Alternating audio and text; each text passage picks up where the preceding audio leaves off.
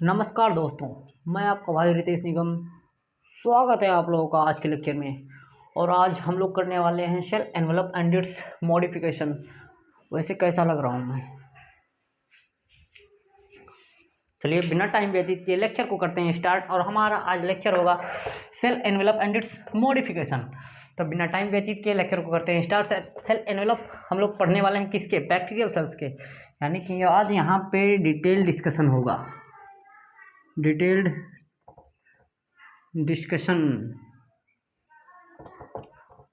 About prokaryotic cells, यानी कि bacterial cell. हम उसको कह सकते हैं कि बैक्टीरियल सेल। बैक्टीरियल सेल, हम अगर बैक्टीरियल सेल्स को देखते हैं यानी कि बैक्टीरिया को देखते हैं तो दिखेगा हमको सेल एनवेलप, और दूसरा हमें दिखेगा राइबोसोम एंड इंक्लूजन बॉडीज।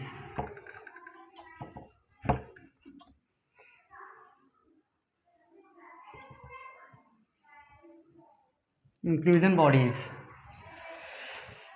तो जैसा कि हमने कहा बैक्टीरियल सेल्स यानी बैक्टीरिया को अगर हम देखते हैं तो हम पाते हैं कि उसके पास सेल एनवेलप है एंड दूसरा राइबोसोम और इंक्लूजन बॉडी है। तो हम सेल एनवेलप के बारे में पढ़ने वाले हैं। राइबोसोम इंक्लूजन बॉडीज के बारे में हमने पीछे लेक्चर में डिस्कस कर लिया था। आज हम लोग करने वाले हैं सेल एनवेलप। सेल एनवेलप को अगर हम देखते हैं तो ये होते हैं ट्राई लेयर्ड। ट्राई लेयर्ड में कौन कौन से लेयर आते हैं? यानी कि 3 लेयर इसके होते हैं। पहला होता है ग्लाइकोकैलिक्स, दूसरा होता है cell wall and third is cell membrane. हमने कहा कि बैक्टीरियल सेल के अगर सेल सेल एनवेलप्स को देखते हैं तो हम उसके पाएंगे कि वो 3 लेयर्स का होता है, glycocalyx, cell wall and cell membrane. समझ लीजिए कि ये है हमारा बैक्टीरिया। यहीं पे होते हैं 3 लेयर। इसको अगर हमने जूम किया यहाँ पे तो आप पाएंगे ये होता है, ये होता है, ये होता है। इसको हमने यहाँ पे जूम किया है तो आप पाएंगे ये है हमारा ग्लाइकोकैलिक्स, दूसरा है हमारा cell wall and third is cell membrane. ये है हमारा बैक्टीरिया। ठीक है, ये बैक्टीरिया है। इसके सेल को उठाकर हमने जूम करके यहाँ पे देखा तो एकदम अंदर वाली जो लेयर होती है वो सेल मेम्ब्रेन होती है, उसके बाहर जो होती है वो सेल वॉल होती है, और एकदम बाहर वाली जो लेयर होती है वो ग्लाइकोकैलिक्स की लेयर होती है। वैसे हमने इसको समझाने के लिए बनाया, इसको हम लोग कर देते हैं रफ। हाँ, तो इसका ये भी लिख देते हैं कि ये आउटर होता है, ये मिडिल होता है एंड ये इनर होता है। और ये तीनों मिलके परफॉर्म करते हैं protection. Both perform function of protection, यहीं पे लिख देते हैं ना, प्रोटेक्शन। ये तीनों मिलके प्रोटेक्टिव यूनिट की तरह काम करते हैं। तो हमने कहा बैक्टीरिया को अगर देखते हैं उसके सेल एनवेलप को देखते हैं, cell glycocalyx, cell wall and cell membrane पाएंगे। और glycocalyx outer, cell wall middle, cell membrane inner. तो ट्राई लेयर्ड में ग्लाइकोकैलिक्स, इसके बारे में थोड़ा सा आगे पढ़ते हैं।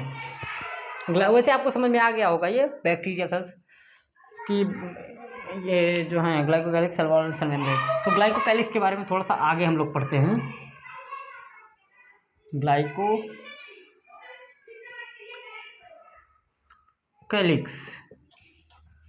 ये डिफर होता है सबसे, एक कि डिफर इस तरह होता है, किसका होता है,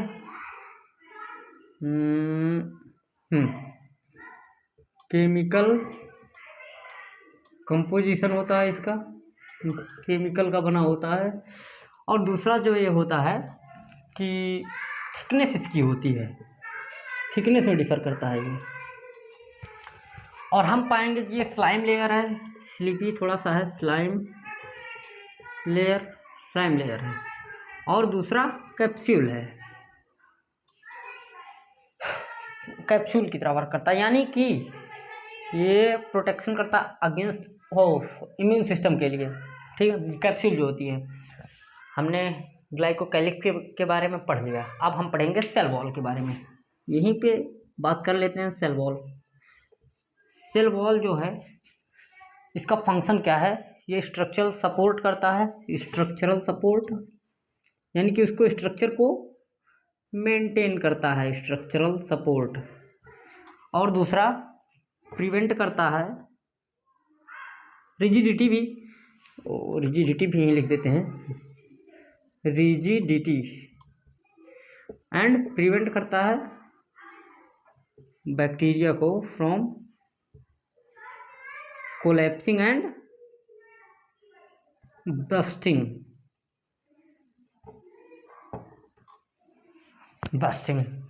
यानी कि सेल वॉल जो हमारी होती है, ये फंक्शन जो इसका है, स्ट्रक्चरल सपोर्ट करता है, यानी कि इसकी स्ट्रक्चर को मेंटेन करता है, रिजिडिटी प्रोवाइड करता है, मतलब ये बहुत ही हार्ड तरीके से उसको मेंटेन किए रखता है, और ये कोलैप्स नहीं करने देता, मतलब चिपकने नहीं देता, और हमने कहा बस्ट नहीं होने देता, यानी कि इसको फैलने देगा, इसको बहुत ज़्यादा फैल जाएगा तो ये बस्ट कर जाएगा। तो सेल वॉल के हमने फंक्शन समझ लिए, यहाँ पे लिख भी देते हैं, फंक्शन है ये। अब सेल मेम्ब्रेन के बारे में हम लोग पढ़ लेते हैं, इसको रफ करते हैं।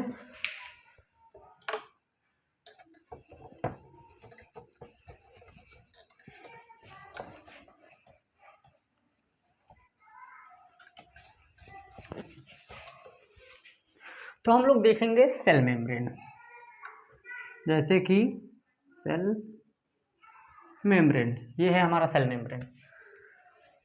तो सेल मेम्ब्रेन को अगर हम देखते हैं तो हम कहते हैं ये इनफोल्डेड है, यानी कि इसकी इनफोल्डिंग है, जिसको हम मीजोजोम्स कहते हैं। इनफोल्डिंग है, इनफोल्डिंग स्ट्रक्चर्स होते हैं इसमें, वो होता है मीजोजोम्स। मीजोजोम्स हो सकते हैं 3 तरह के, यहीं नीचे करते हैं इसको।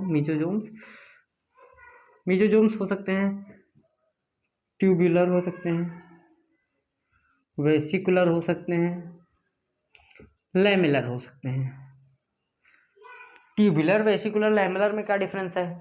तो ट्यूबुलर जो होता है, यानी कि मीजोजोम्स, अगर हम, ये हमारी बैक्टीरिया है, ये हमारा सेल मेम्ब्रेन है, तो सेल मेम्ब्रेन में आपको दिखेंगे ये मीजोजोम्स इन 3 तरीके के हो सकते हैं। ये इनफोल्डेड है ये। तो ट्यूबुलर जो होता है वो कुछ इस तरीके से होता है, फिर आगे जाके इसी तरीके का बनाता चला जाएगा। वेसिकुलर्स जो होते हैं ये वेसाइकल्स के फॉर्म में होते हैं, इस तरीके से होते हैं। और लैमिलर जो होते हैं ये गैप ही नहीं देते हैं, इस तरीके से होते हैं। तो आई होप ये आपको समझ में आ गया होगा। मीजोजोम्स ये इनफोल्डेड, यानी कि अंदर की तरह इनफोल्डेड होते हैं, ट्यूबुलर, वेसिकुलर एंड लैमिलर्स होते हैं। और सेल मेम्ब्रेन के बारे में हम लोग क्या बात करेंगे कि ये जो है हमको करता है, मीजोजोम्स जो है ये यहाँ अलग से लिख देते हैं, फंक्शन करके लिख देते हैं ना, फंक्शन ऑफ मीजोजोम्स, फंक्शन।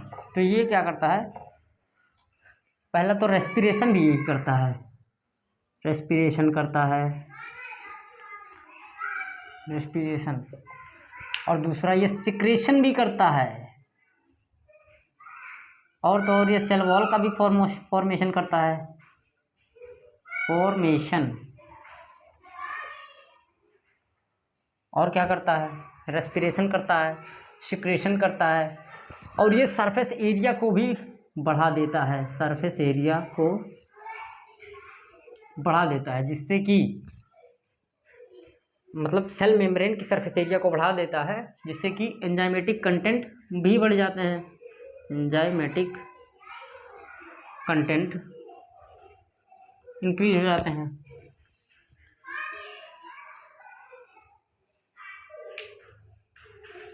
और हमने कहा कि रेस्पिरेशन करते हैं, यानी कि अगर बैक्टीरिया, तो ये रेस्पिरेशन इसी के थ्रू करते हैं। सेल मेम्ब्रेन का जो ये मीजोजोम्स वाला पार्ट है, मीजोजोम्स यानी कि इनफोल्डेड जो है अंदर की तरफ। और सिक्रेशन मगर मतलब यहाँ से अगर कोई चीज़ इनको बाहर लेके जाना है, अगर ये इस तरह के स्ट्रक्चर्स हैं तो यहाँ से लेके जाने में आसानी होगी।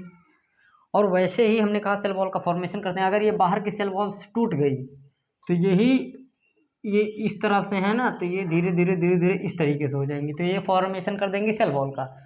हमने कहा सरफेस एरिया बढ़ जाएंगी, तो अगर हम लोग यहाँ पे ज़्यादा कुछ ग्रेन्यूल्स हैं, उनको अगर यहाँ पे हम रखें तो ये ज़्यादा अमाउंट में यहाँ पे नहीं एब्जॉर्ब होंगे। अगर इसी चीज़ को हम लोग इन ट्यूबुलर फॉर्म वाली चीज़ में रखें, अगर इनको यहाँ पे रखें तो ये ज़्यादा चीज़ें यहाँ पे आ जाएंगी। तो इसीलिए ये सरफेस एरिया बढ़ा देती हैं, जिससे कि इंजाइमेटिक कंटेंट, जैसे कि यही अगर इंजाइम है तो यहाँ पर कंटेंट बढ़ जाएगा, यहाँ पे नहीं बढ़ेगा। तो बस यही था। और अब हम आगे देखते हैं कि जो है हमारा मॉडिफिकेशन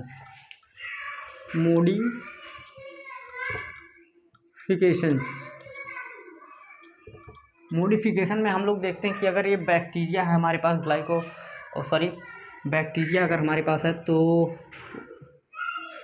ये हमारा बैक्टीरिया है, इसके पास हम लोग देखते हैं कि एक फिलामेंट्स होते हैं, दूसरा बेसल बॉडी, इसको कहते हैं बेसल बॉडी, हुक, फिलामेंट, ये तीनों को मिलकर फ्लैजिला कहते हैं। और ये होते हैं जो हम बना रहे हैं, ये होते हैं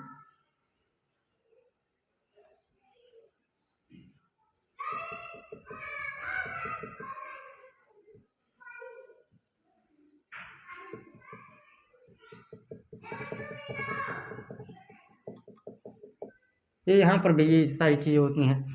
तो ये है फ्लैजिला, ये है पिलई, और ये है फिम्ब्रेई।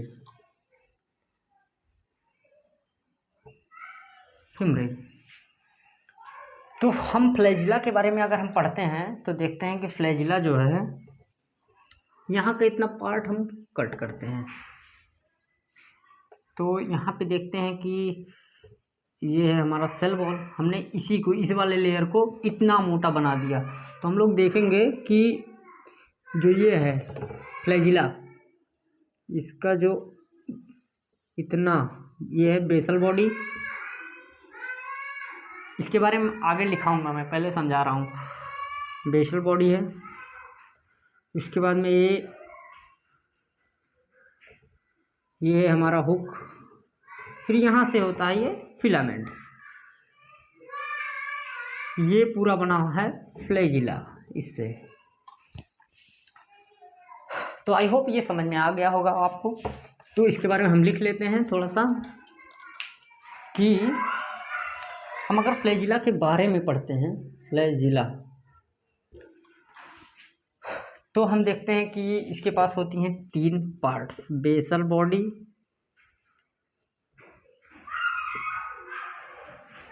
हुक होती हैं, फिलामेंट्स, हमने आपको समझा दिया। यहाँ पे होती हैं बेसल बॉडी, हुक, उसके बाद में ये पूरा है फिलामेंट्स, और ये एक स्पेशल प्रोटीन से बनी होती हैं, प्रोटीन, उसको कहते हैं फ्लैजिलीन प्रोटीन, और यही हेल्प करता है मोटिलिटी में, मोटिलिटी प्रोवाइड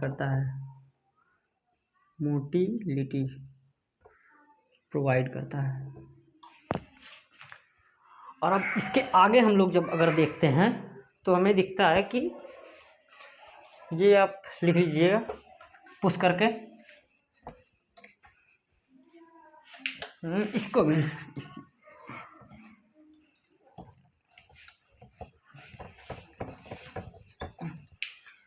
तो हम क्या कह रहे थे कि बेसल बॉडी, हुक, फिलामेंट्स हो गए। अब हमने फ्लैजिला के बारे में पढ़ा, अब पढ़ते हैं पिलई के बारे में। यानी कि हम लोगों ने लिखा था कि ये हुआ है पिलई, इस तरीके का कुछ स्ट्रक्चर बनाया था। तो ये होता है हॉलो,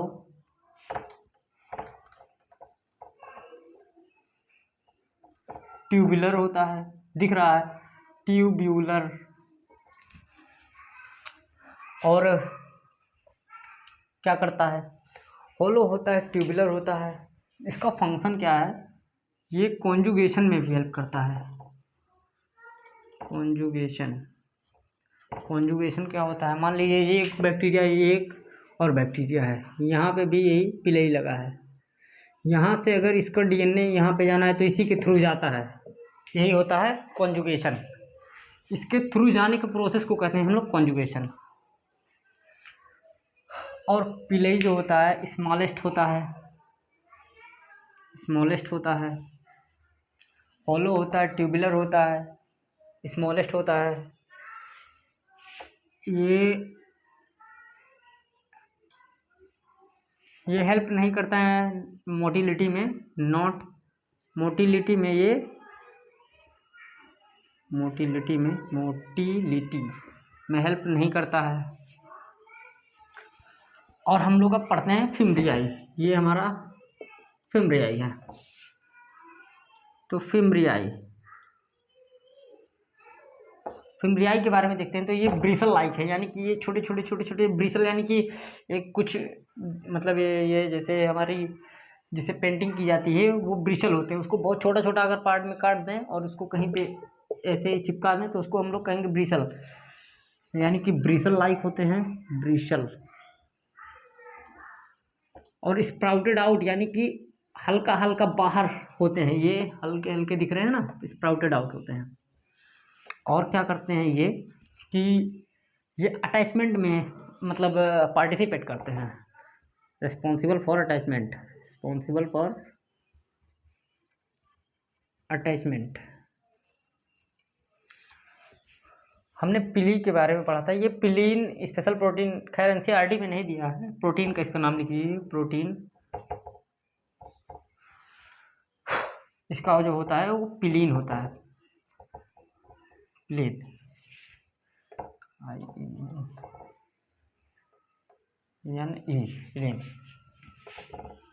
पिलीन प्रोटीन्स का अटैचमेंट के लिए ये रिस्पॉन्सिबल होता है। और ये दोनों जो है मतलब ये मोटिलिटी में ये भी नहीं पार्टिसिपेट करता, नो मोटिलिटी।